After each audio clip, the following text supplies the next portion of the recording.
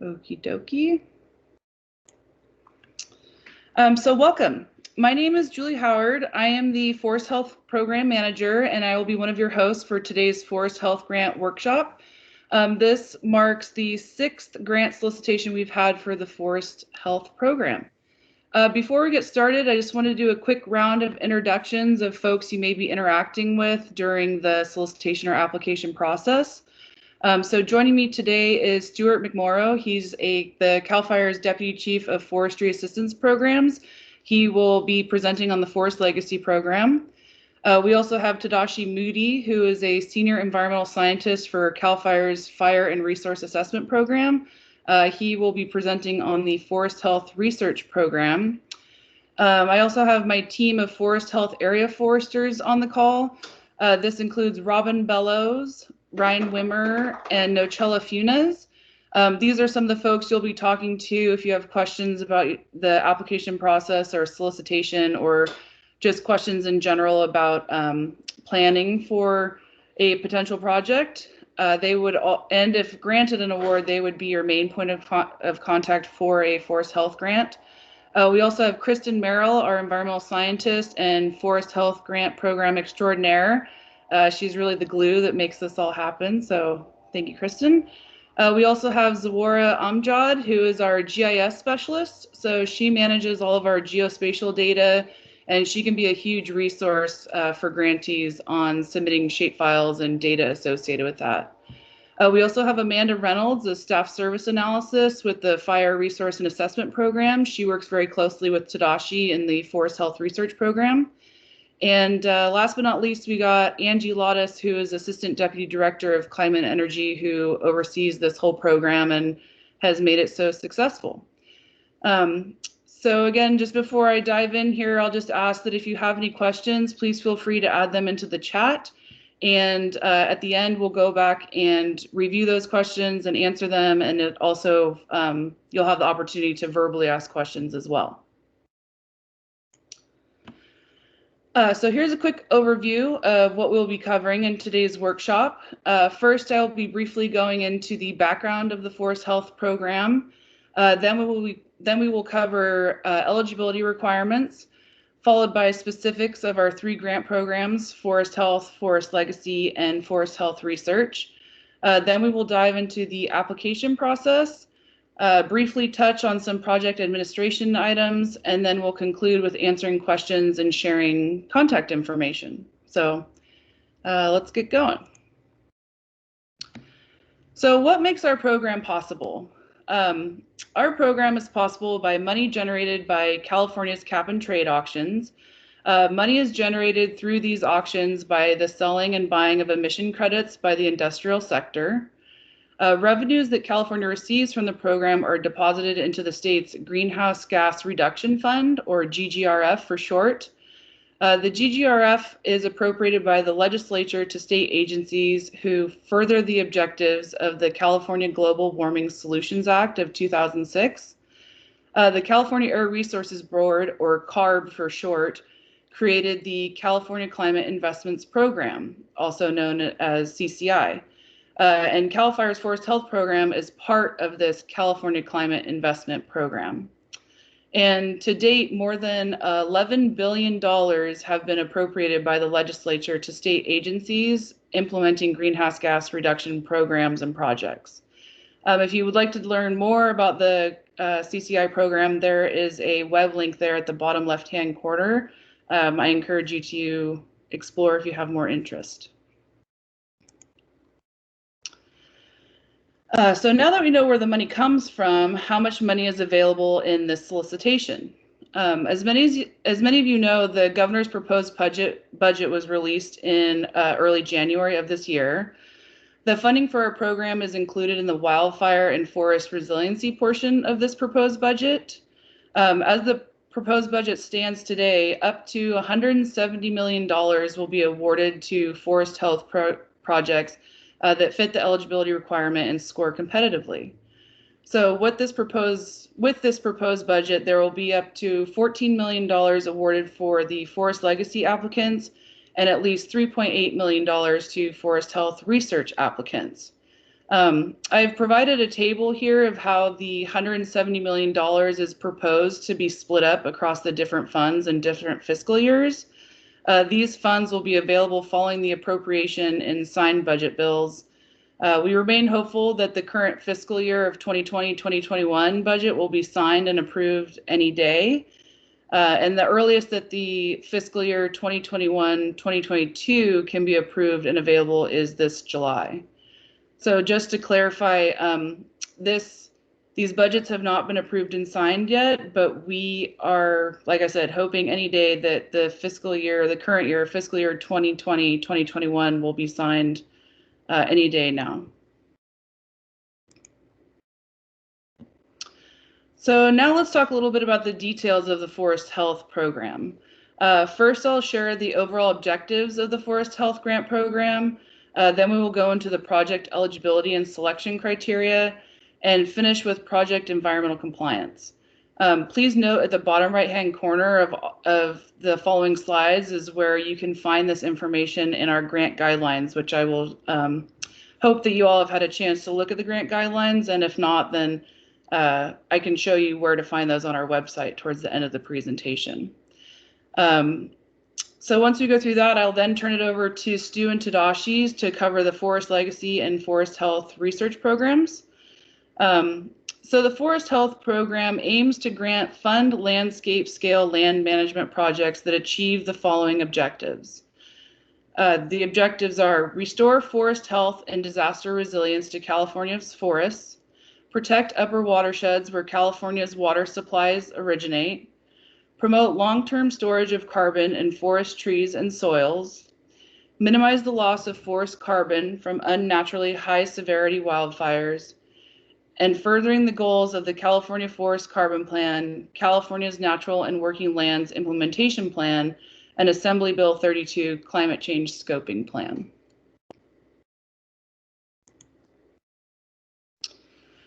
So turning to project eligibility, there is a list of specific activities that we will fund. Forest Health Grant applications will ideally have a mix of the listed activities, including forest fuels reduction, prescribed fire, pest management, reforestation, and biomass utilization. It is important to note here that research activities are no longer a eligible activity for a traditional forest health grant. All research funded activities will be through the Forest Health Research Grant Program. We also fund conservation of forest lands by easements or fee titles by helping fund entities to purchase land through our Forest Legacy grants. So I just want to reiterate, this is a change from previous solicitations of that a research activity is no longer a eligible activity for a traditional forest health grant. All research activities need to be funded through the Forest Health Research Program. So moving along with more eligibility requirements is that any of the entities listed here are eligible to apply. Forest health projects are usually a collaboration amongst many entities. However, we require that there is only one applicant or entity listed on an application, and if awarded, the grant agreement as well will only have one entity listed. Applicants should work cooperatively with local partners to develop their application. Collaboration can be demonstrated by private and public involvement in the planning, funding, and implementation of the project. We have found that public-private partnerships tend to be the most successful. Applicants should demonstrate that by collaborating with their regional partners, their proposed project will provide more benefits and prove to be more successful than if each entity carried out the project independently. So we're really looking for you can see collaboration is a big word here, and working together and working with regional partners. Often when doing these multi-activity, multiple land ownership, large-scale projects, there is usually a need for those entities to have some type of agreement with each other. Projects that have a standing agreement, such as a good neighbor authority, tend to be more competitive than a collaboration that has not yet had those administrative or legal processes in place.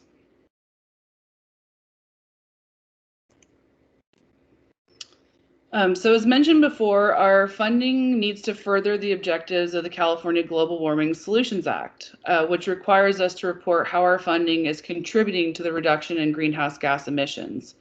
The California Air Resources Board has worked cooperatively with CAL FIRE and other experts to develop and approve the forest health quantification methodology for our forest health grant related activities. As many of you know, in the previous years, we've required that the greenhouse gas quantification calculations be included as part of your application packet. We are very excited to announce this year that that is no longer a requirement to have those calculations complete. In place of that, we are requiring applicants to submit a greenhouse gas workbook that we've created so that CAL FIRE staff can complete those quantitative estimates of the net greenhouse gas benefit. So in other words, the applicants are just required to provide the information necessary to do the calculations, but won't actually be needing to conduct those calculations as part of your application packet. So we're very excited to announce that this year. We hope that that lifts the burden of being able to apply for a lot of folks. I do have a link there if you're interested in seeing the quantification methodology. That's the link. You do have to scroll down and find CAL FIRE Forest Health Program, as there's a lot of different methodologies on there. But if you have any questions or comments, concerns about what information will be required, and once you're working through the workbook, if you have questions, please contact our admissions specialist, Kevin Welch. His email there is listed right there. He will be doing the majority of these calculations. So that's probably the biggest change this year with our solicitation. So just a few more notes here on eligibility. Project scale. Oh, says protect scale. It should say project scale. Sorry for the typo there. Forest health projects must focus on large landscape scale forest lands composed of one or more landowners, which may cover multiple jurisdictions and have multiple benefits. Large landscapes will usually include watersheds, firesheds, or larger logical management units. The total project area should aim to be no less than 800 acres in size, and landscape units do not need to be contiguous. So if you're working in a whole watershed and you have different management units that total, greater than 800 acres, but they aren't contiguous, that is allowable. Funding limits: the maximum grant amount requested should be no less than $750,000, and the maximum allowable amount is $5 million. On project readiness, eligible projects must complete grant-related activities no later than March 31st, 2026. You'll notice I have an asterisk there due to the varying funding expiration dates. These will be finalized once we get a signed budget. CAL FIRE may request earlier project completion depending on how the budget shakes out, the budget language. CAL FIRE also may choose to fund a portion of a project based on what our funding availability is. Preference will be given to projects that have environmental compliance, such as CEQA or NEPA, completed before the project application is submitted. And the applicant must agree to complete all needed environmental compliance work within 1 year of award and must demonstrate progress towards completing the work within 6 months of the award. So that's a big requirement, is making sure that your proposed project, you will be able to get environmental compliance complete within the first year. And we're going to go a little further into environmental compliance in this workshop. So things are looking good. You're eligible to apply. Now you're wondering, how will my application be scored and who's going to score it? So I'm going to let you in on a little secret here. There is no secret. A lot of people ask, how do I get a good application in? It's all written right there in black and white in the Forest Health Grant Guidelines. Very straightforward. How we score your application, we use the grant guidelines on doing that scoring. There's a total of 100 points possible, And eligible applicants will be scored by CAL FIRE staff and interagency panel against this grant selection criteria. Final awards will be determined based on project scores, program need, and a relative fit of the awarded projects to each other, both geographically and with respect to proposed activities. For the sake of time, I'm not going to be going through each category here, as they are very, very well explained within the grant guidelines, but I'm happy to answer any specific questions you may have at the end of this presentation, as well as that's what our Forest Health Area Foresters are for, and I'll show you where to find their contact information is when you're building your application. If you have questions about this, we are here to answer those questions and help you along the way. So let's talk a little more about this environmental compliance and permitting. A lot of people have questions of, how do I know who the lead agency should be? If CAL FIRE is the lead agency, does that mean they're going to handle the environmental compliance for us? Unfortunately, no. It is the grantee's responsibility to complete all of the environmental compliance and budget appropriately to get all of that compliance complete within the first year of a grant agreement being executed. If the grantee is a public agency, then they will assume the role of lead agency, and CAL FIRE will be assigned as the responsible agency. If the applicant is not a public agency, then CAL FIRE will assume the role of lead agency, but it's still on the grantee to develop and submit the CEQA documentation and work closely with CAL FIRE to meet that environmental compliance. So any funded activities on federal land will need to complete NEPA. Something new this year is the SB 901 waiver, which exempts federal partners from having to complete CEQA even though they're being awarded state funds, has not been renewed this year. This is really important if you have any funded activity, if you're planning on applying for anything on federal land. So if you were planning on using NEPA for your environmental compliance, I strongly, strongly urge you to reach out to the Forest Health Area Foresters to help determine if you will also need to complete CEQA as well. A general guideline to follow is that NEPA completed before September 2020, when some NEPA rules were changed. CAL FIRE will most likely allow the grantee to use the existing NEPA documentation without doing any additional CEQA, but that needs to be determined on a case-by-case basis. That's why I urge you to start that conversation early.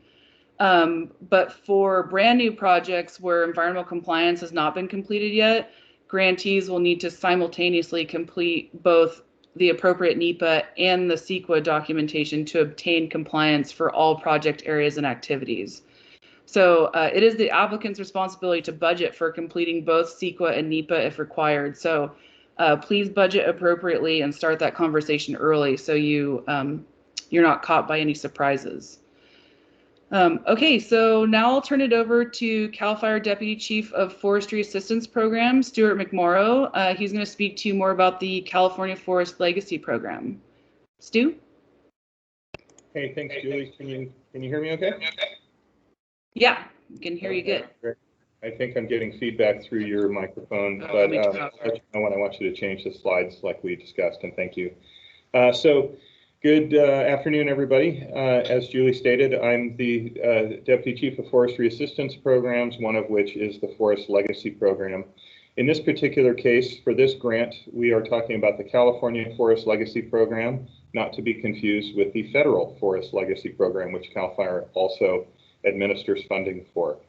So we only have a couple of slides here, and I'm going to only briefly touch on this program here today because those of you who are familiar with conservation easements and fee title purchases know that there's a lot to think about here, and it's best suited to go ahead and email myself or Al Clem, our Forest Legacy Program Manager, and or call us and talk to us about your project, because there's a lot of subtleties and nuances associated with these projects. For simplistic terms here, the program does purchase conservation easements or fee title, which is simply purchasing the property outright. from willing landowners who are willing to sell those development rights or the fee title to their forested landscapes. CAL FIRE is, I should mention at this point, CAL FIRE is not interested in holding fee title or holding the conservation easement for these projects. So we are offering a grant to have another entity, such as a land trust, hold those real estate interests. The program basically seeks to protect environmentally important forest land threatened with conversion to non-forested uses. So we do focus a lot on the threat to the property, and I'll talk in a minute about the scoring elements of which threat is definitely one of them.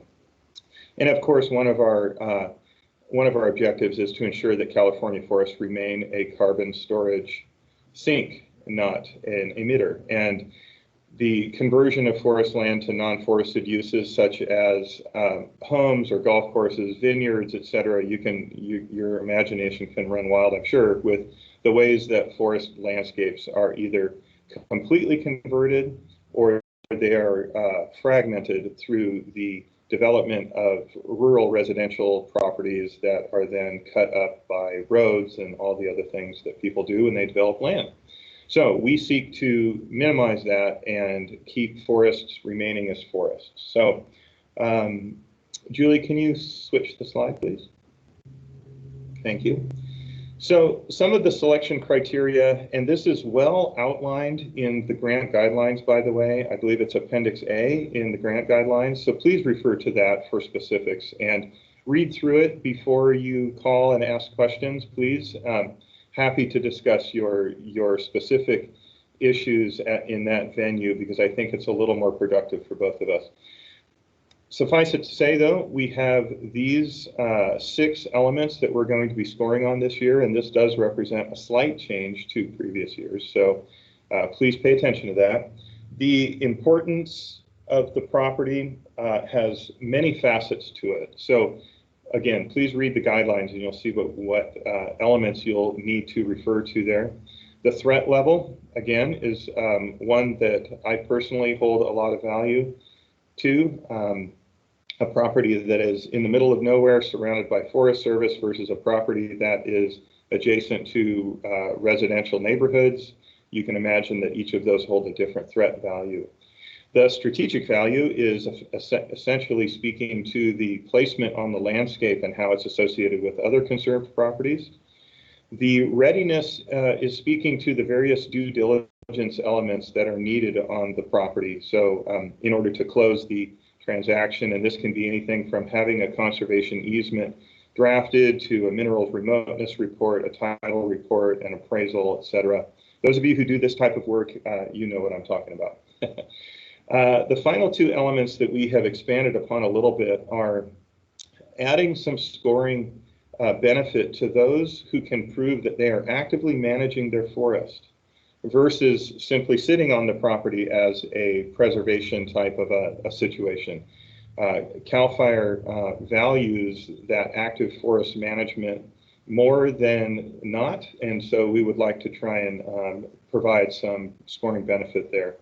The other element is public access. We also feel that when the public is allowed to view and experience a property that is actively being managed, we feel that that adds to the education level of the general public and therefore serves to further our overall goals.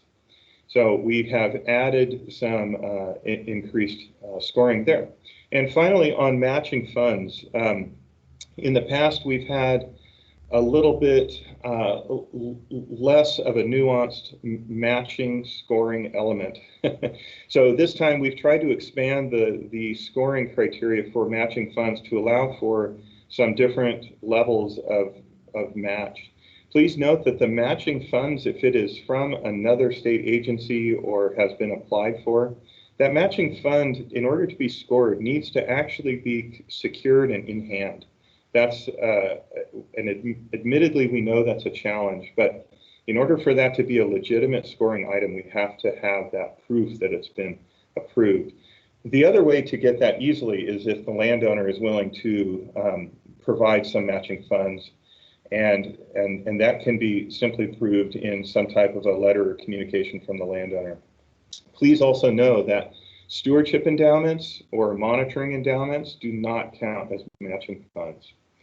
A few key items for eligibility here that I'll touch on before we move on to the final slide. One is that the property that you're applying for needs to have at least 75% forest cover on the property. And again, you can talk to us about how that is calculated, but that's a pretty critical aspect of this program. We're seeking to conserve forest lands. Another one is that we require that a site visit be conducted from one of our staff before you apply for this grant program. That is probably the most valuable time you will have in learning about how to apply to this program and learning the various nuances, and in some cases discovering that your project may not be eligible.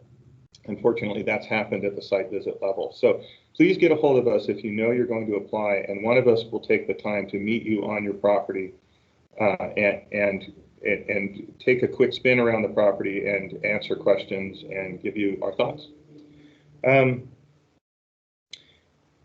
The final bit that I want to cover really quick here is that, and thank you for leaving it on this slide, Julie. The final bit that I want to cover is that, as in past application periods, the staff time for the organization who is perhaps shepherding this project through the grant process, as well as any due diligence items that are associated with closing this project, can be added to the budget for a Forest Legacy grant application. So please keep that in mind. And finally, this slide here is showing that the final map for CAL FIRE's assessment of need that was recently conducted in 2020 for the Forest Legacy Program. This map was actually created for the Federal Forest Legacy Program, but the California State the California State Forest Legacy Program is also adopting this assessment of need.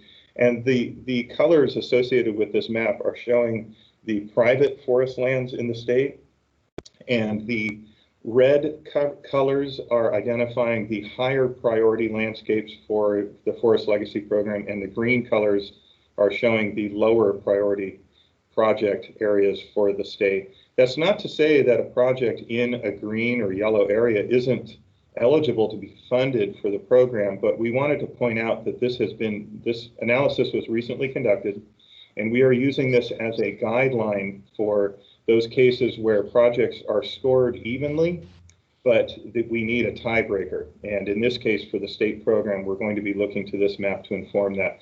This map was produced by the State Forest Stewardship Coordinating Committee, had come up with a series of elements that we felt were important to consider, those being conversion threat, public water supply, threatened and endangered species, habitat connectivity, soil and site productivity, and proximity to public lands.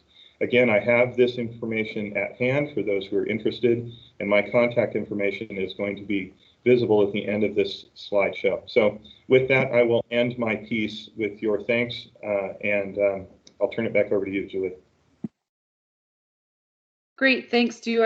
I did see, I'm going to jump ahead. There was a question that if you could just repeat what the colors mean on that map, just since we still have it up, I thought we could answer quickly. The orange or yellow or the warmer colors are going to be the higher priorities, and the green colors are going to be the lower priorities. Great, thank you. So now we'll have Tadashi Moody present on the Forest Health Research Program. Tadashi.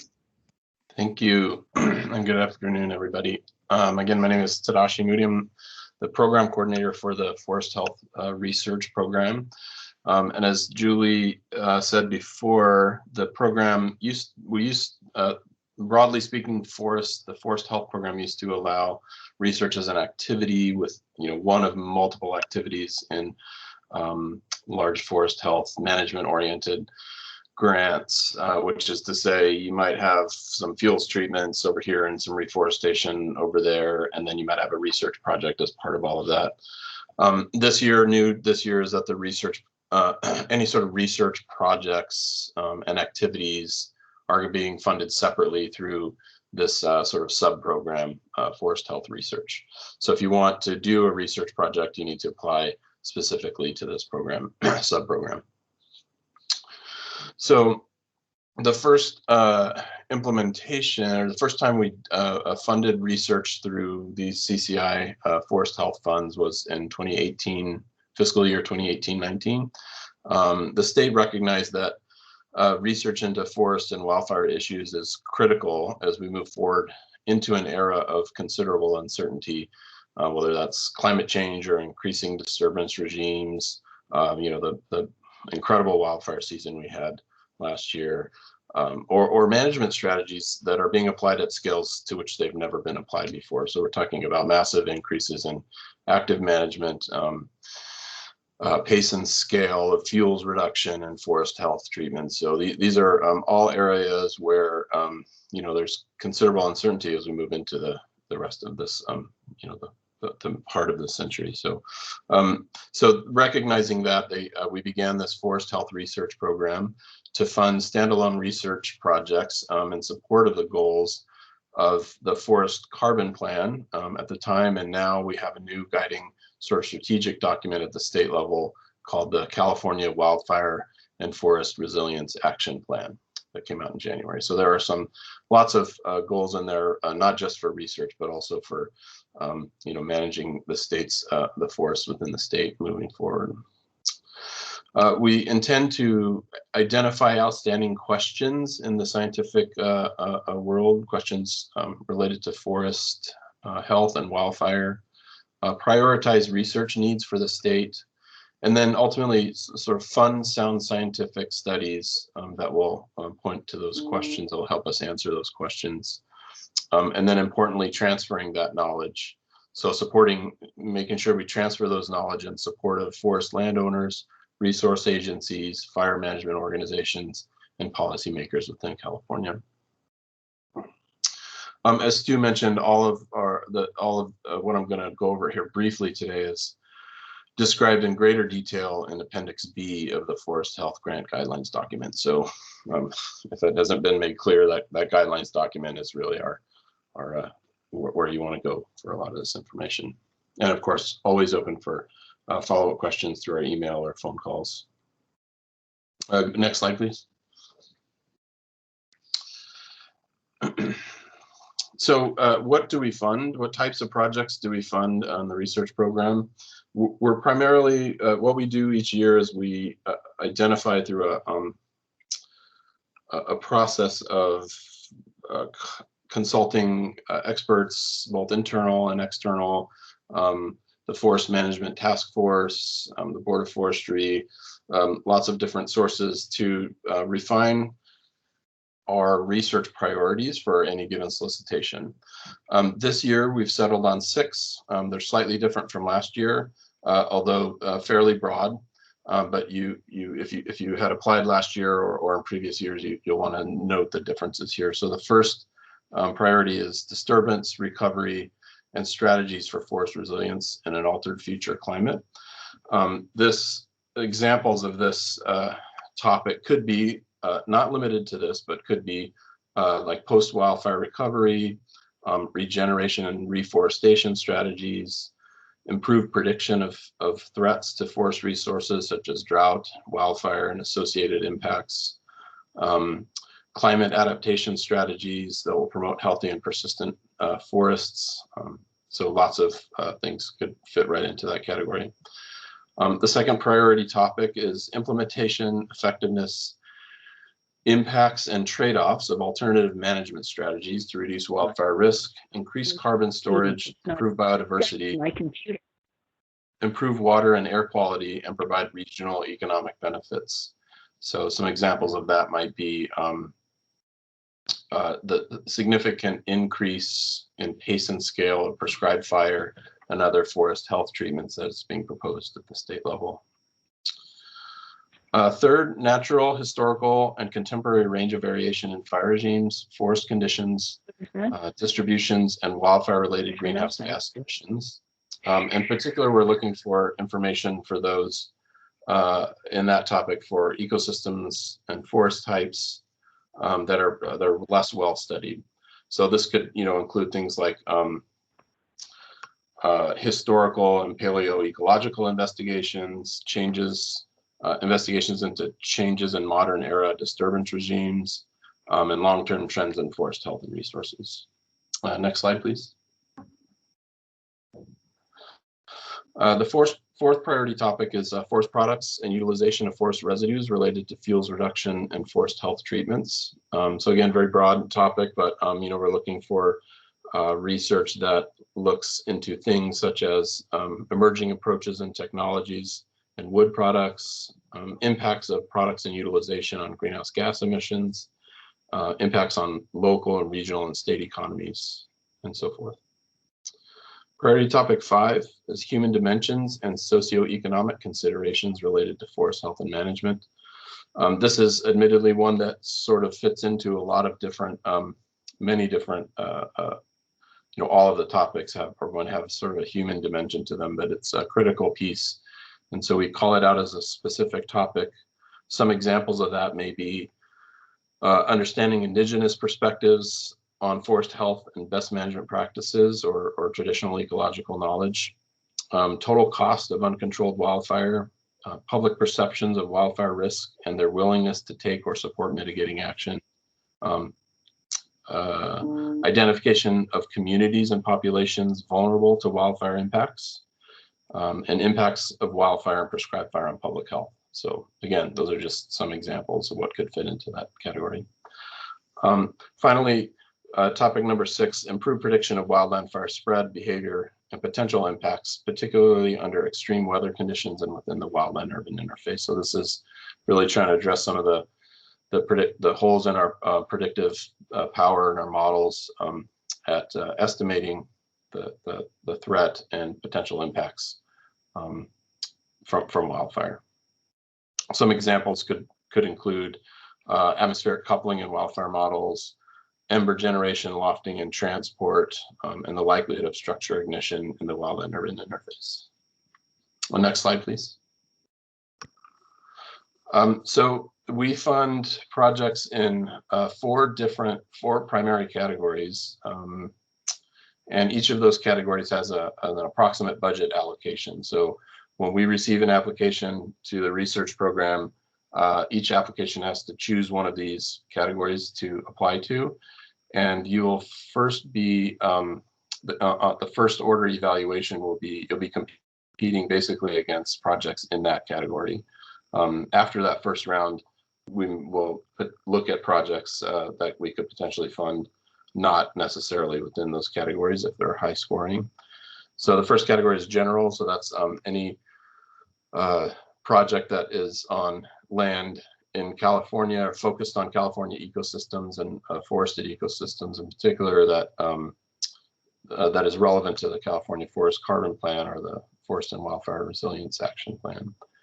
The second category is state forests. So if you have a study site on one of our demonstration state forests managed by CAL FIRE, we are trying to ensure that those forests meet their mission, which is to support research and demonstration for forests within the state.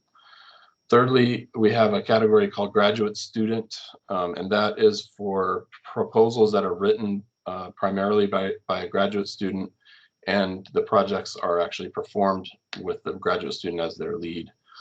So this is a way for us to support emerging scientists coming out of graduate, in graduate school currently. And finally, the biggest biggest change here, I guess, is that we had this category last year called synthesis and tool development, scientific synthesis and tool development. Last year we had a small amount allocated to that, but this year we put about $500,000 to it. So I think we are looking in this case for either let's say an example might be a literature review. That's your traditional sort of scientific synthesis, but we're also looking to support tool development. So tools that integrate lots of scientific information into, let's say, decision support tools that allow for landowners and forest managers and land managers to make better decisions based on sound scientific understanding.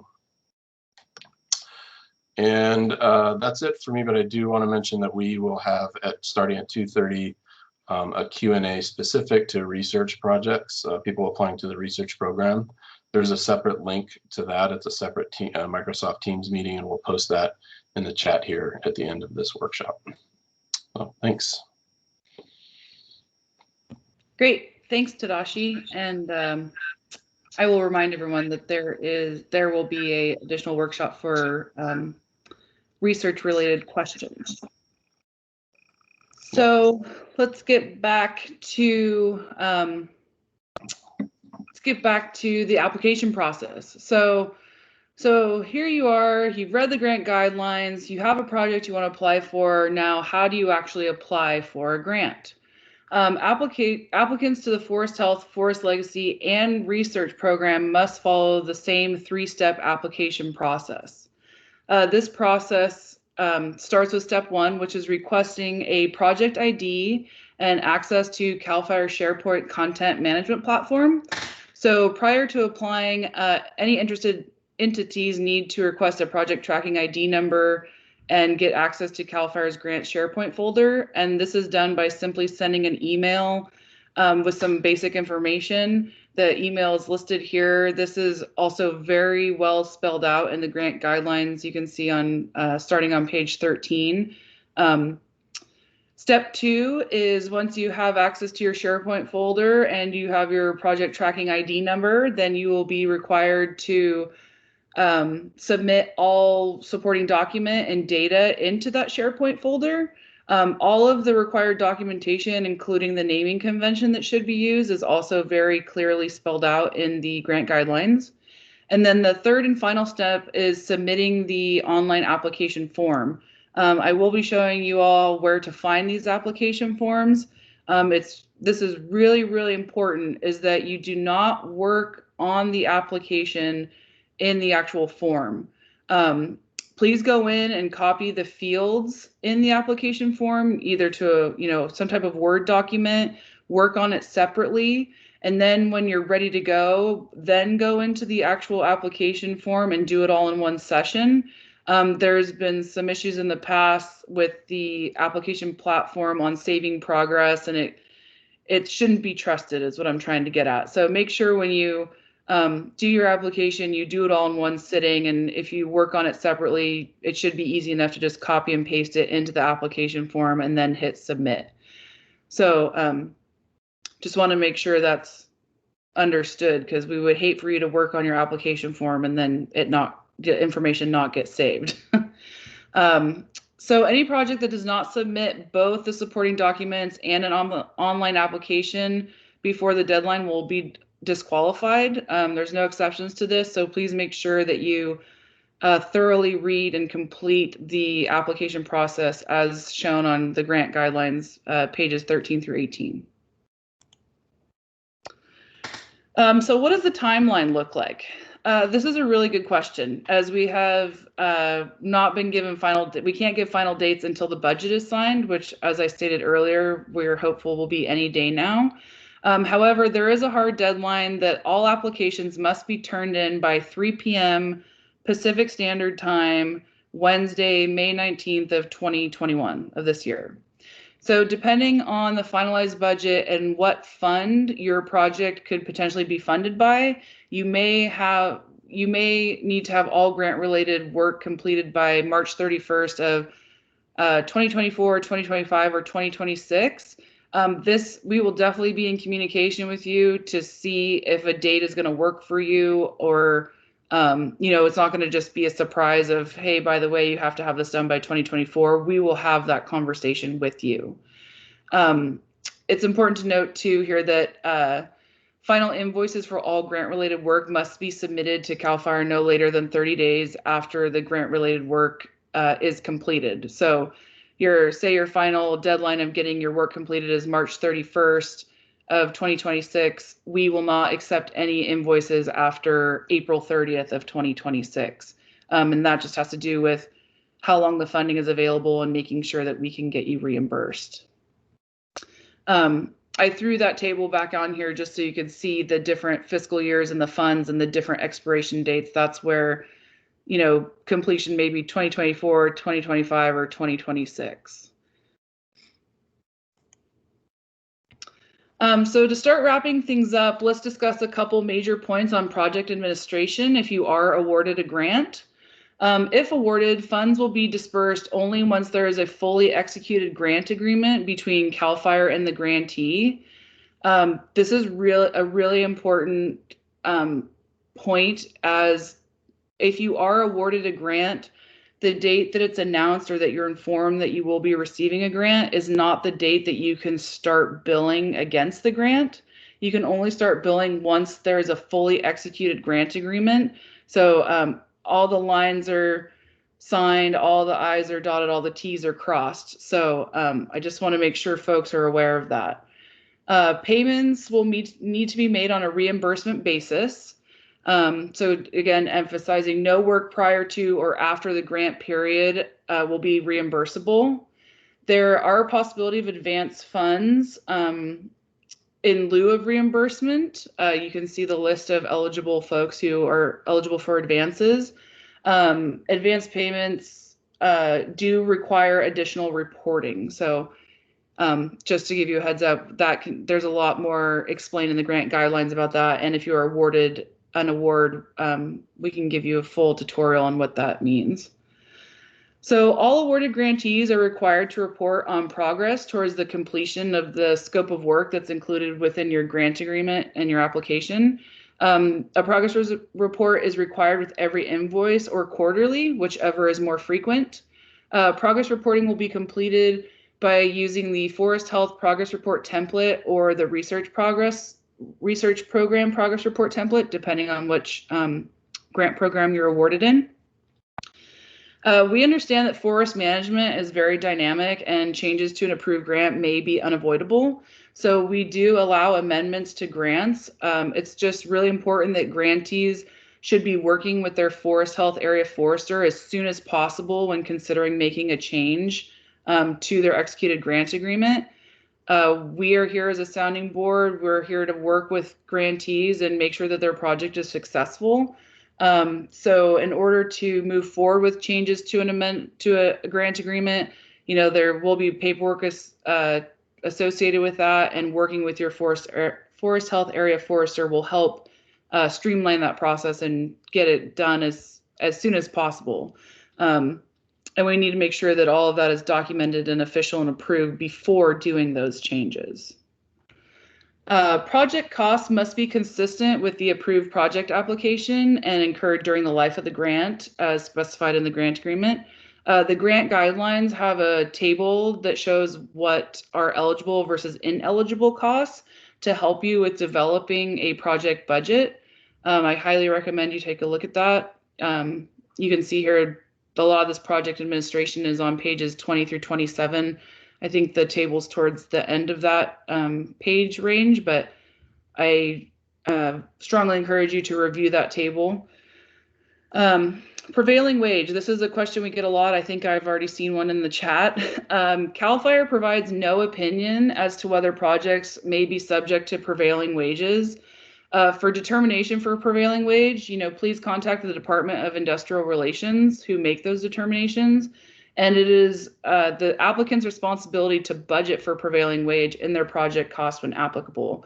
So this is the responsibility of an applicant. If you call us and ask us, should I pay prevailing wage? We're going to give you this exact same answer that I just told you. So we cannot provide any opinion on if you need to be paying prevailing wage or not. That is a determination by the Department of Industrial Relations. So again, if you want more detailed information on anything I just talked about, please feel free to ask questions. And as I said, and as Tadashi said, and I think Stu said, these grant guidelines are really kind of encompass everything. We really work hard on these to make sure we have a lot, you know, questions answered. So I highly recommend you review that the grant guidelines. So now I'd like to share with you how to navigate around on our webpage to find all the information you're ever going to need, including where to find the grant guidelines. So I'm going to bring up a web browser here. And the CAL FIRE website is fire.ca.gov, but if you just have a simple search engine and type in CAL FIRE, oh, I already did CAL FIRE FRAP, how funny. CAL FIRE should be the very first thing that pops up. So again, it's fire.ca.gov is our web address to the official CAL FIRE webpage. I'm going to show you a few different things here. So there, right at the top, there's a grants selection. If you click down on the drop down, there's a general grants page, and then you'll see the different grant programs within CAL FIRE. If you go to the general grants page, one, I encourage you guys to watch this video. It touches on not only our program, but as well as fire prevention grants. There's also this really great SharePoint user guide. So part of applying for a grant is uploading your documents onto CAL FIRE's SharePoint platform. This is a user guide that really gives you detailed instructions on how to do that and how to use it. As you scroll down, this is where you'll see the different listing of the different grant programs. But another way to get to those grant programs is simply by going back up to the grants drop down and going to Forest Health Grants. So on the Forest Health Grants page, if you guys may have noticed, we've done a lot of work on redoing this web page. Thank you to Kristen Merrill. They're great. I'm really happy with how everything's turned out, and I think it's very easily navigatable. So here's our Forest Health Grant page. Here is the big yellow fancy banner, apply for a Forest Health Grant. So in here is where you'll find, here's a flyer on details of the workshop we're in right now. Here is where you can find the Forest Health Grant guidelines. When you click on this link, it's just going to open it as a PDF. You can save this PDF, you can print it. This is kind of your Bible of getting through not only applying for a grant, but if you are awarded a grant, of the project administration processes. Again, here's more information, eligible applicants, the greenhouse gas reduction. There's a lot of information in here. I wanted to go back. Here's using SharePoint for grant applications. So here again is the kind of user manual on how to do that. Here are the three locations for the application. When I talked about going in to the application and copying down the fields, this is what I'm talking about. So if you go in here and you copy all this and put it into a Word document and then work on it separately, and then when you're ready to go, come in here and fill all this out at one time and then submit, you're going to be much more successful and not be ripping your hair out because something didn't get saved. So please choose the appropriate application link. You can see there's a Forest Health, there's a Forest Legacy, and the Forest Health Research. So please make sure you choose the correct one. Here's a project workbook. This is something that is required with part of your application. This link should be up and running very shortly. We're just doing the final edits to this project workbook. This project workbook includes the budget, what treatment areas you're planning on doing, capturing what environmental compliance you need to get done or what's already completed, as well as a work plan of how you're laying out how you will get your project completed. Here is the greenhouse gas emissions workbook that I was talking about earlier. So in lieu of doing the greenhouse gas calculations, this is the workbook that will need to be completed and submitted with your application. If you click on it, it's going to simply download the Excel file. Let's see if I can open it up here for you for a minute. Sometimes my Excel is a little slow. We'll come back to that, see if it pops up. So anyways, this is everything you need is right here in this yellow banner. I did want to point out here as well, underneath grants, there is Forest Legacy, talking about what Stu was talking about, the Forest Legacy grant. So here's some additional information on Forest Legacy. The Forest Health Research ones I was just thinking this, we should add it to this list, but the Forest Health Research grants, Tadashi and Amanda work for FRAP, which is the Fire and Resource Assessment Program. So if you go under programs and you go to the FRAP page, the very first thing here that you'll see is the Forest Health Research Grant solicitation. So you can click here for more information. And this is where it's a lot of the same links as what I've already showed you, but here is just kind of a more dedicated page straight to the Forest Health Research Grants. So showing that to you. Trying to think if there's anything else I should show you on this page. I think, oh, I know what I wanted to show you. On the Forest Health Grant page here, so if you go here, Forest Health Grants, I keep talking about the Forest Health Area Foresters, and you're like, well, who are these people and how do I get in contact with them? You will see there's 3 buttons here. There's the CAL FIRE Forest Health Program, the Forest Health Grantee Resources. This is super valuable if you are awarded a grant, of just the forms and progress report templates and all the things like that. However, if you just go to our Forest Health Program page, you can read more about the actual Forest Health Program. There is this Forest Health Program staff. If you click on this link, here's where you can find all of our contact information, including myself. Here are the 3 Forest Health Area Foresters. They're broken up geographically.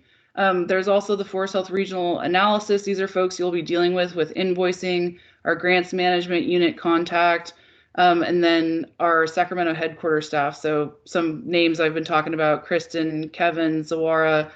Christine's our communications officer. If you need, here's where you find who to contact. If you scroll down, this is where you can see how the foresters are broken up geographically. So depending on where your project is located, I highly encourage you to start a conversation with whoever your Forest Health area forester is. Just say, hey, I just wanted to introduce myself. We're planning on applying. Here's what we're thinking. Do you have any feedback?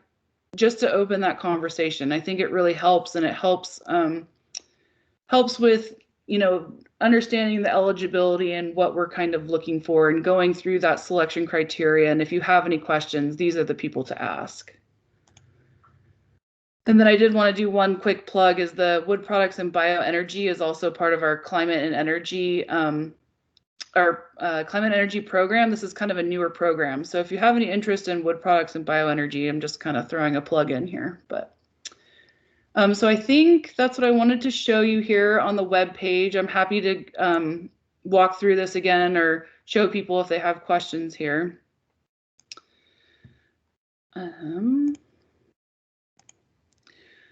So as a final note, I just wanted to say, be sure to sign up for our grant email updates. That's what I meant to show you guys. So on the web page, on any of the grant web pages, usually towards the bottom, there is this CAL FIRE Grant subscribe for email updates link. I highly encourage you to sign up for these email updates. You can choose which grant programs you want to be informed about. I will say that we pride ourselves on being very guarded about this email list, and we really try to only send out information directly related to forest health grants. And I just feel that there's going to be some really important updates coming up once a budget is signed, including, finalized budget language, funding amounts, funding timelines, and any other solicitation updates. So I highly encourage you to sign up for these updates. So also don't forget, there's the research program Q&A to follow at 2:30, so in 30 minutes from now. So that ends our presentation. Now we're happy to take questions for the next half an hour.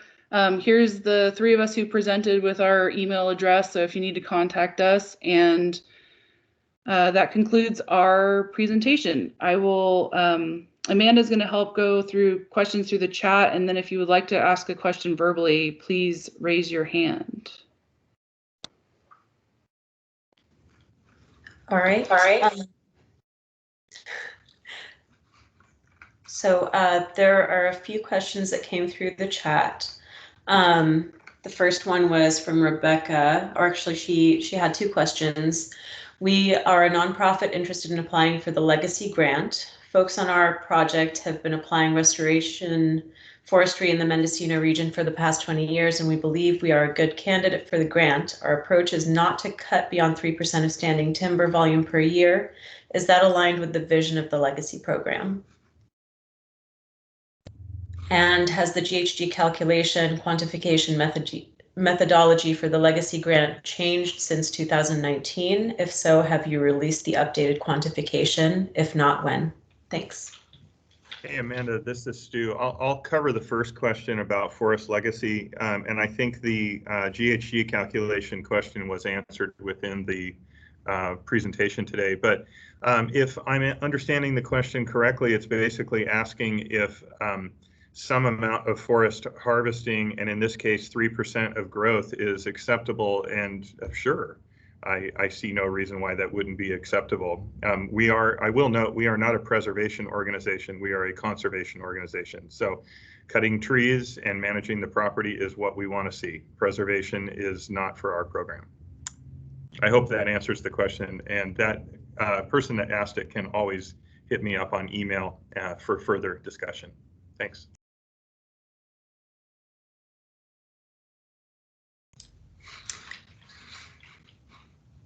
All right. The next question was from Jeff.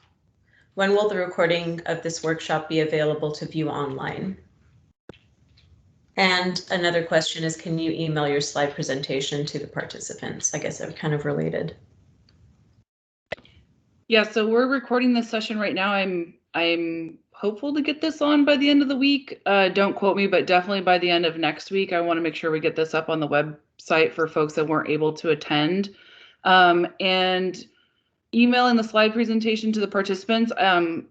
I think what we were just talking about this beforehand. I think what we'll do is we'll save this PowerPoint presentation as a PDF and try to get it on our website. The only issue we have is we have to make everything ADA accessible, so that could delay getting it up. So we may, minimize this PowerPoint down to just bulleted points, just for timeliness in order to get it posted online. But we will have the video up sooner than later, and getting the PowerPoint up there is dependent on how quickly we can make it ADA accessible. And then, can programmatic EIR be a project deliverable and therefore not subject to the 1-year CEQA compliance deadline? Was asked by Christopher. I can touch on that, and also as I'm answering questions, other staff, please feel free to chime in. So we're pretty strict on that rule that you need to get your environmental compliance done within the first year. So if you have a project and your environmental compliance is going to be getting a programmatic EIR done within a year, which would be impressive. If you're able to do that and then still get implementation work done, then yes, that could be a deliverable. But to have a forest health grant that is, the deliverable is a programmatic EIR, would not be competitive in this solicitation.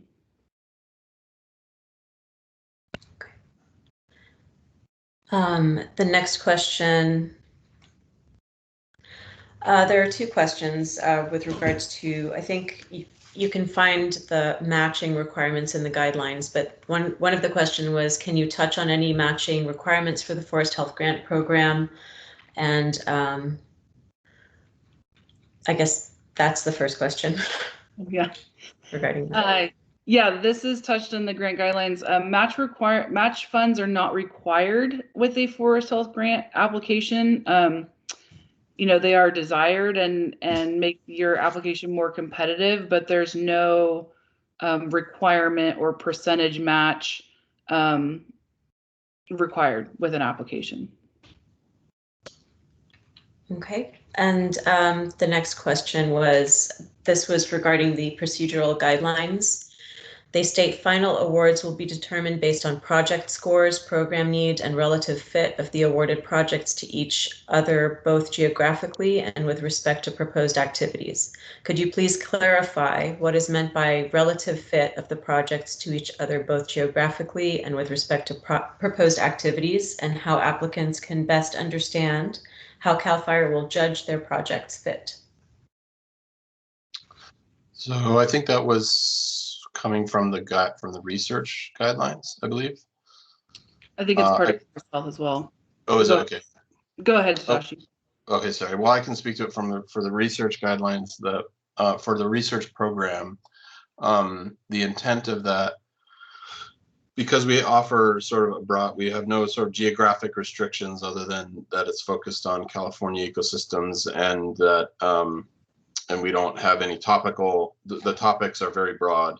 What we're trying to ensure is that if, let's say for example, we get a whole slew of proposals, and the top ranking ones are all focused on a very specific part of California, and they're all related to fuels reduction. So we want to, while we don't like to do this, we want to ensure that the highest scoring proposals are the ones that we wind up funding. We also need to reserve the right to ensure that we're getting a breadth of research topics, and that we are not solely focusing on a single area, region, or ecosystem in California. Like there's a lot of, I'm not saying we're biased against it, but there's a lot of research in the Sierra Nevada, comparatively little research on certain forest health related and wildfire related topics, and other forest types and other forest regions in the state. So that's just an example. And like I say, I'm saying we're biased one way or the other, but that provision is really just to ensure that we have the latitude in the selection process to elevate certain projects that we think are important, either geographically or topically. Yeah, I think that's a great answer for the forest health side as well. It allows us that latitude. Geographically, as Tadashi was saying, the forest health grants are lacking a little in the southern region. So there's a geographic example, and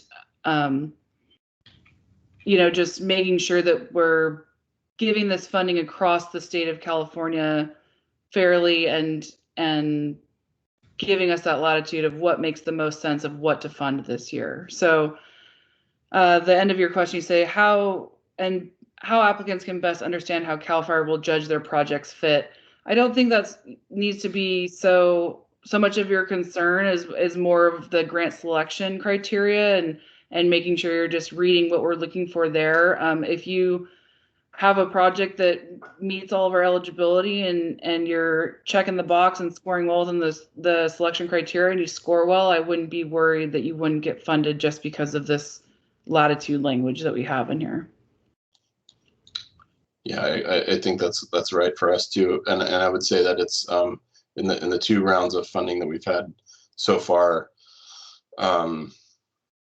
I think all of the projects that we would have funded based on score got funded, and then we were able to sort of add some geographically relevant projects as well. So it's not necessarily, like Julie said, I think really focusing primarily on your scoring, the scoring criteria as we lay it out is the main thing for the applicants. We really have to have strong justification. We would really have to have strong justification to fund something, way down the list, and I don't think we would do that. Great, thank you. There was a couple of questions were already answered in the chat. One was the prevailing wage, and the other was regarding forest health, urban forestry. So I just wanted to reference that those were already answered in the chat. Could you clarify between disadvantaged census tract and low income census tract for Julia?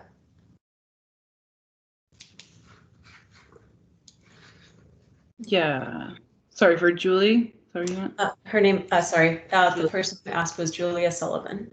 Okay. Trying to follow along in the chats here. Oh, here it is. I think we skipped a couple, so I'll answer this and then go up.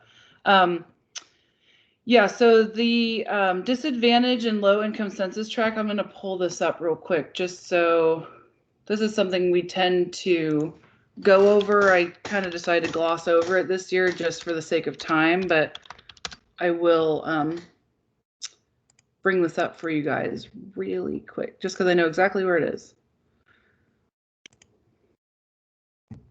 So in the grant guidelines, So here we talk about the disadvantage and low income community benefit. So this priority population evaluation, which is in Appendix F, it's an actual kind of exercise that you're going to run based on where your project is. And these areas have been have been delineated showing where there's disadvantage in low income communities. So if your project is within one of these areas, then you will get, here it says we'll receive full credit of 10 points. If not, then you're going to miss out on those points. Unfortunately, that's just the way this is set up. It's a part of the requirement of CARB, which is, who created the CCI program that we are a part of. So if you have more additional questions on this, we're happy to answer them offline, but I strongly encourage you to go through this exercise and just see, using the map and seeing how your project could fit in there.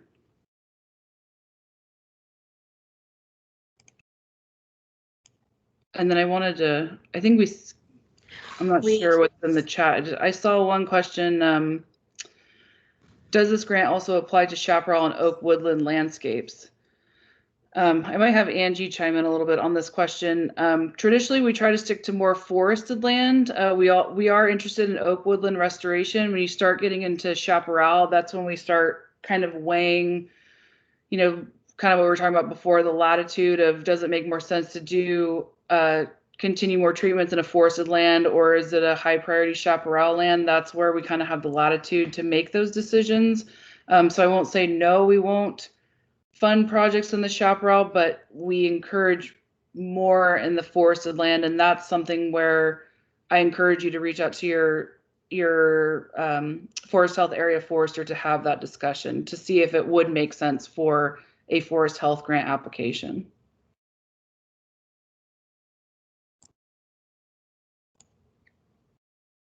Sorry, Amanda, I'll let you take over. Yeah, no worries.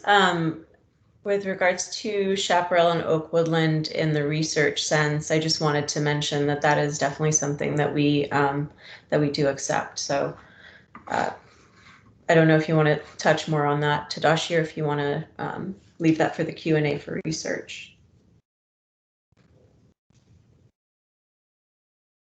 Sure. No, I mean, just real briefly, we don't exclude chaparral. I think similar to what Julie is saying, sort of the focus of the program is forested ecosystems, but we also on the research side have a lot of interest in wildfire as a process, and it applies, and understanding or filling scientific gaps, knowledge gaps in that, and chaparral certainly applies there, and also in terms of greenhouse gas. So we don't exclude it, and would encourage folks to apply. Historically, we have had, I think, 2 projects out of the 25 that we've funded to date have been focused on chaparral. Awesome. So the next question is, for acquisition projects, will funds be advanced into escrow? And if so, what is that timeline once projects are awarded?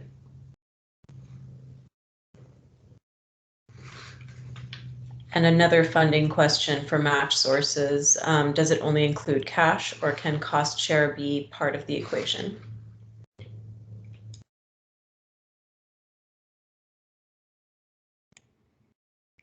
I'll let Stu answer the acquisition project question.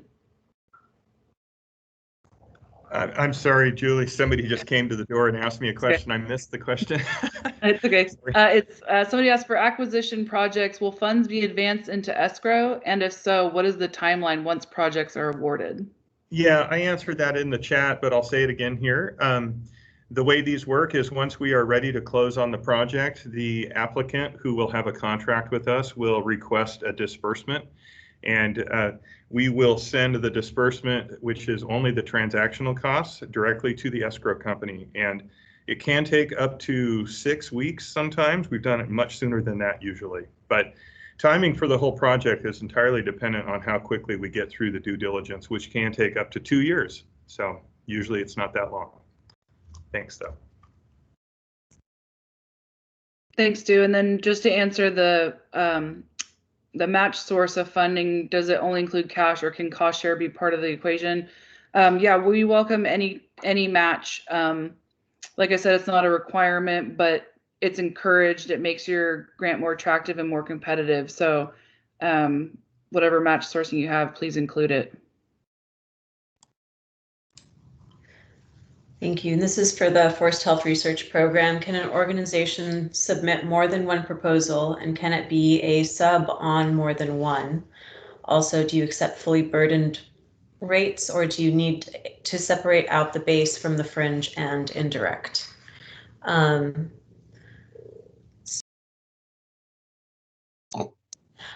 We do, an organization can submit more than one proposal. Tadashi, please step in if you would like to add to what I'm saying. We do accept more than one proposal per applicant, and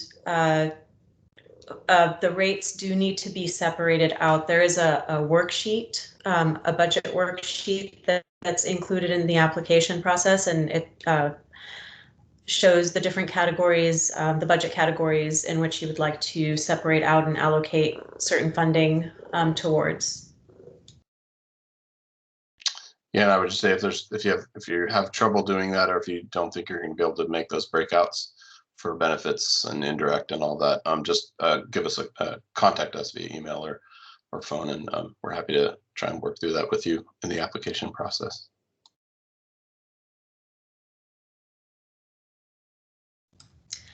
And another question for the Forest Health Research Program: can the proposal objectives span the general and tool categories, as our proposal could do that?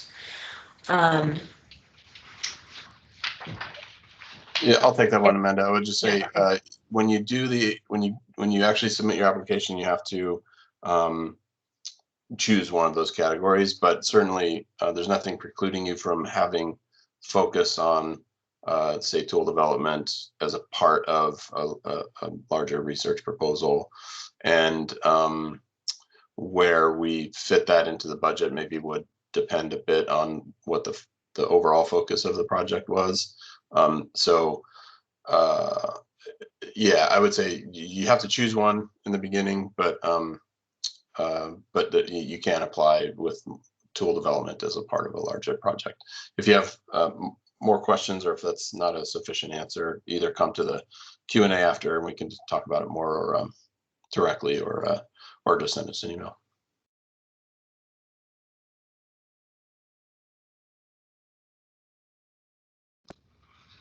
Awesome, thank you.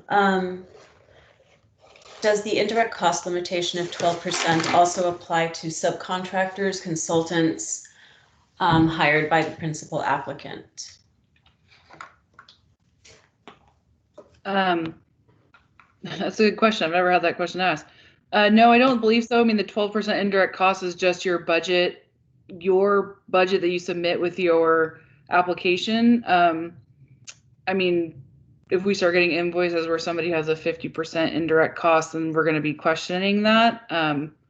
We do have someone from grants on here, Tiffany. I don't know if you're willing to chime in here. I don't want to put her on the spot, but she may be able to give a definite answer. But to my knowledge, there is not. But I encourage you to reach out to us and we'll get you a more definite answer on that.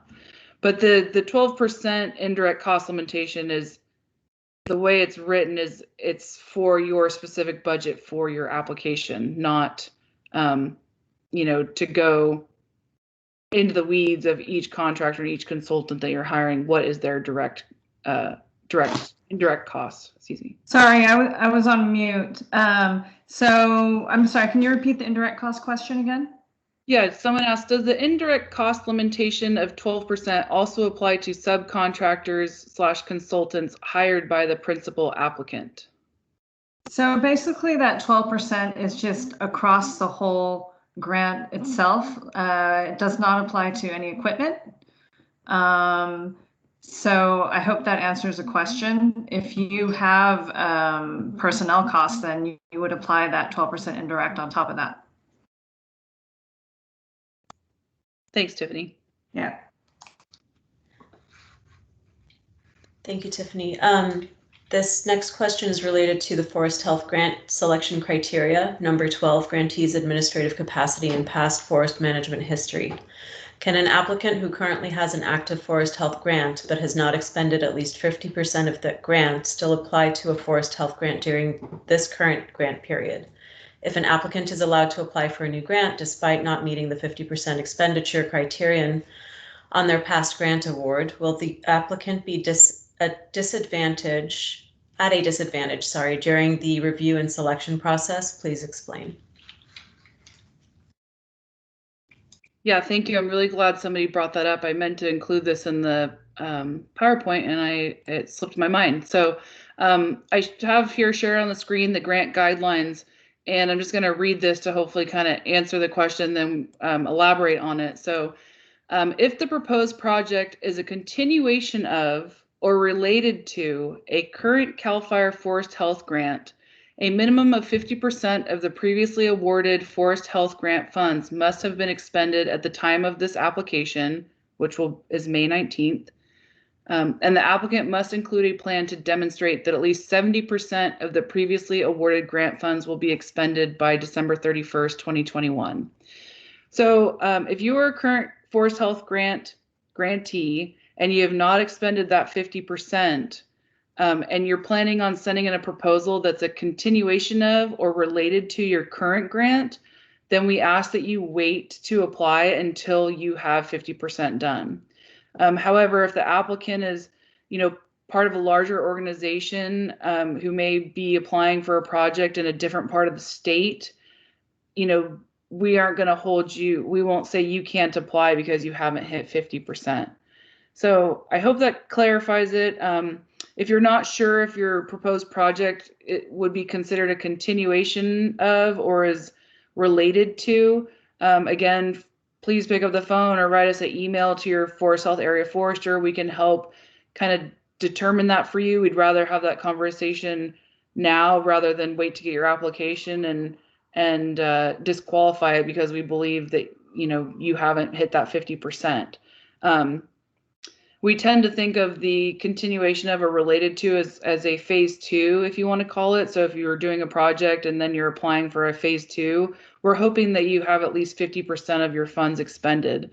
And this is just to ensure the success and to ensure that we can get all the funding that we're awarded, that we can actually pay that money out and get work done on the ground. Thank you. The next question was, could you quickly note what biomass utilization projects might look like, or should we contact the wood products and bioenergy staff? Yeah, so we do have projects that currently do biomass utilization. This can be anything from, chipping down trees and then, either transporting those chips to a biomass facility. Biomass utilization is I still think of it's kind of new. I'm learning a lot more about it. We highly encourage, if you have an idea for a project, start that conversation with us.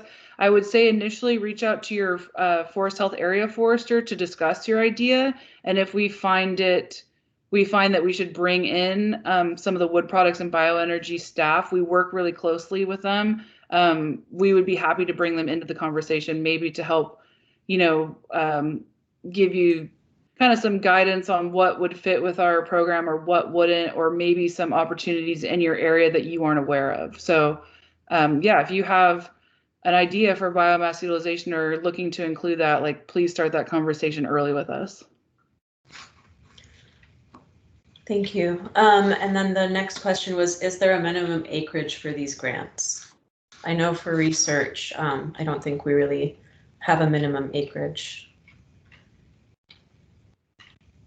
Yeah, Forest Health has an 800 acre minimum. And Stu, I'm not sure for Forest Legacy. Stu, is there a minimum for Forest Legacy? No, not really. The competitive nature of the property relative to its size will get flushed out in the selection process. But no, to answer your question, typically our smaller projects are the fee title projects and the larger projects are conservation easement projects. I hope that answers the question for now. Thank you.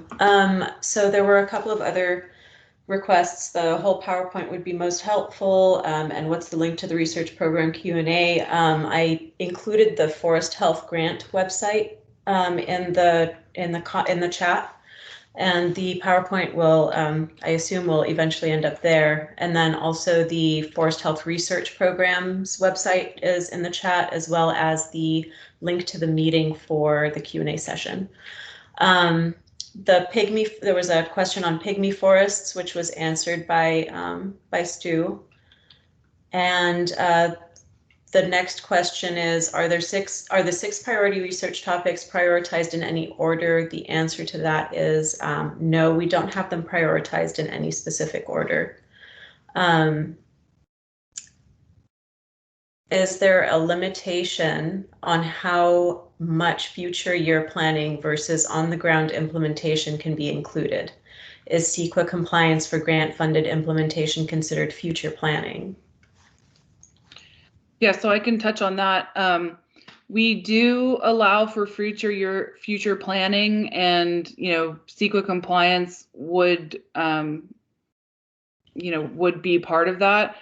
We tend to give the general guideline that keeping it less than 10% of your total fund requested amount will keep your application competitive.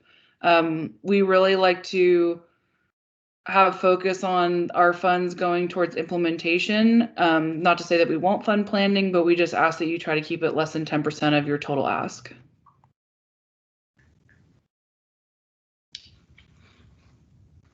Sounds good. The next question is, does the synthesis and tool development category look for tools that can be used by other fire and forest scientists? Yeah, so that's for the research program, our category of synthesis and tool development. To date, like I said, last year was we had one offered only a small amount for that, and it funded a couple of literature reviews, which would go into publication. That was the intent of that. This year, the amount is larger, and the hope is that there are a lot of emerging tools that would allow for land managers and decision makers and even the general public to incorporate lots of information into these multi-objective land management decisions that are often quite complicated. So if there's, let's say, an online tool development that somebody that you're proposing or working on, that could be an example of that. Other sort of guides, sort of paper guides and decision-making frameworks that are being published are other good examples of that. So that's kind of what we're looking for. Thank you. The next question, in the interest of time, I think I'll leave any of the other research questions to the research Q&A. Amanda, I'm going to let you sort of finish up with the Q&A here, and I'm going to pop over to the research Q&A, and just we'll hold any other research questions if you guys could pop over there, and we'll answer them there. But I'll hop over. Awesome, thank you. Can you please clarify the policy regarding matching funds? Is there scoring criteria related to matching funds? And then the next question is kind of related. What documentation will be required with our reports should they commit to match? Yeah, so I can touch on that. As far as the matching funds and the scoring criteria, that's going to be part of the budget category. So that's clearly outlined in the grant guidelines of how the budget will be scored. There isn't any point system where if you have X amount of dollars, you're going to get this many points. It just makes you more competitive, and in the overall evaluation of your actual budget, if you have someone who has matching funds compared to someone who has no matching funds, they're probably going to score a point or two more, just because it shows that there's some commitments on different levels. And then to add how much if we commit to match, how much and what type of backup documentation? I think I've answered the how much question. You know, the more the merrier. And the type of backup documentation that's required is we do not require any backup documentation, nor do we want the backup documentation. We already have enough paperwork to go through. Hey, Julie, let me answer for Legacy, because yeah. you may not be aware there's a nuance with Legacy. So for Legacy, there is indeed a scoring criteria for matching funds, and we simply ask that you provide whatever proof you received from the alternative granting source. And a lot of times that's another entity that we already are aware of, unless it's a private foundation, for instance. So an award letter.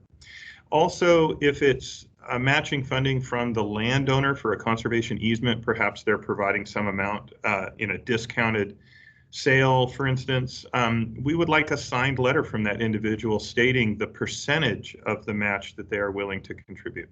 Again, always call me with specific questions. Thank you. With regards to biomass, new information is being brought to light that biomass for generation of power is not actually as carbon neutral as previously interpreted. Has there been any consideration of this in relation to program impacts where biomass is primarily is a primary element of an application/funding request? Yeah, thanks for bringing this up. I have not been made aware of this, but this piques my interest. I will share this with the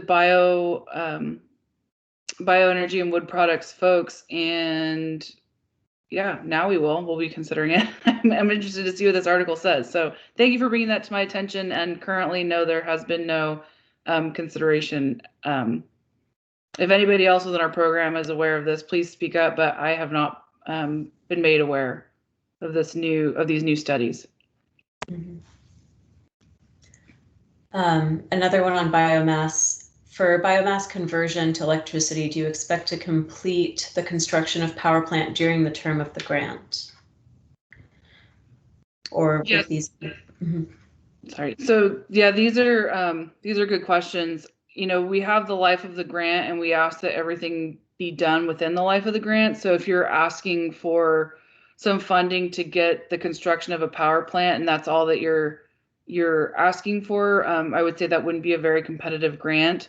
If you're asking for, you know, some funding maybe to get it started, you know, that's a conversation you should have with your area forester of just, this is what we're thinking, do you think it fits? So would we expect the construction to be complete? If you're asking for all the money to complete the construction, then yes. But if you're only asking for a portion of money, whatever you're asking for needs to be done within the life of the grant.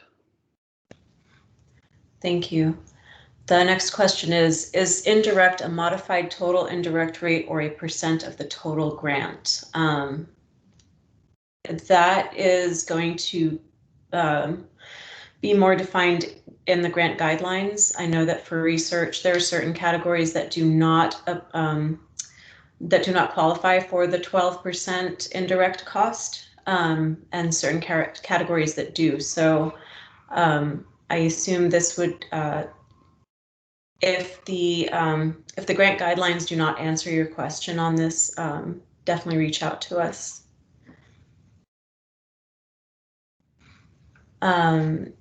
Is there a list of previously awarded grants? There is on the Forest Health website. There's a listing of the previously awarded grants from the last 2 rounds. I'm not sure if it goes back further than that, though. Julie, do you know? Yeah, if on this, I'm sharing the screen on the Forest Health grants webpage, if you scroll to the bottom, it shows the different grant cycles that we've had. So just for an example, if you clicked on last year here, it'll show you all of the awardees.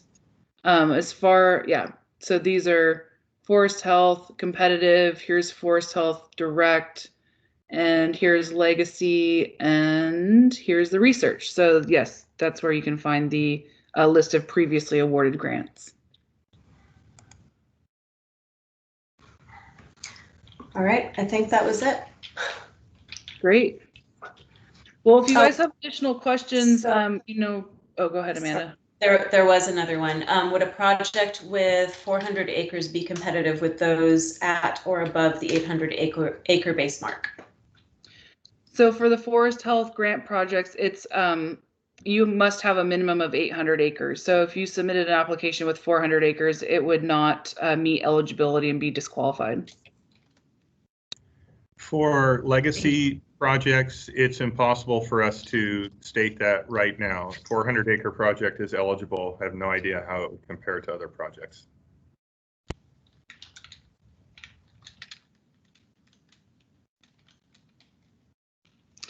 Thank you. Okay. Well, thank you, Stu and Tadashi and Amanda. Thank you for reading everything out, and thank you all for attending. Oh, there is a couple raised hands. Maybe we should. I know we're over time, but looks like Vincent, you have your hand raised, and I believe that's it. So Vincent, if you have a question, I'll let you ask. Maybe put it into the chat. Otherwise, I just want to say thank you so much to everyone for who joined. Again, here's our contact information, and I believe I showed you all on the webpage also how to find our contact information. I really encourage you all to read the grant guidelines thoroughly, and if you have additional questions, reach out to the appropriate people and start the conversation early. May 19th is around the corner. So thank you all for joining, and I hope that this workshop was informative and helpful for you, and we look forward to reviewing your application. Thank you. Thank you, Julie. Thank you so much. Thank you very much, Julie, Stuart, and Tadashi. Yeah, thanks everybody. Have a good one.